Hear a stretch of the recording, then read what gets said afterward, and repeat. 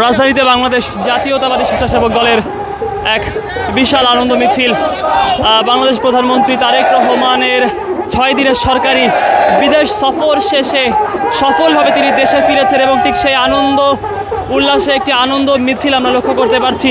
বিএনপির যে কেন্দ্রীয় কার্যালয় রয়েছে ঠিক সেই কেন্দ্রীয় কার্যালয়ের সামনেই সড়কটি কিন্তু প্রদক্ষিণ করছে এবং যেমনটি বলছিলাম আপনাদেরকে যে 6 দিনের বিদেশ সফর শেষে প্রধানমন্ত্রী কিন্তু দেশে ফিরেছেন এবং বিএনপির স্বেচ্ছাসেবক দলের সিনিয়র সহসভাপতি ইয়াসিন আলীর নেতৃত্বে কিন্তু এই বিশাল আনন্দ মিছিলটি যে কর্মসূচি ঠিক সেই কর্মসূচি কিন্তু পালন করছে নেতাকর্মীরা। ঠিক সেই বিষয়টি আপনাদেরকে দেখানোর চেষ্টা করছি। দর্শক রয়েছে এই মুহূর্তে বিএনপির যে পার্টি অফিস রয়েছে ঠিক সেই পার্টি অফিসের সামনে।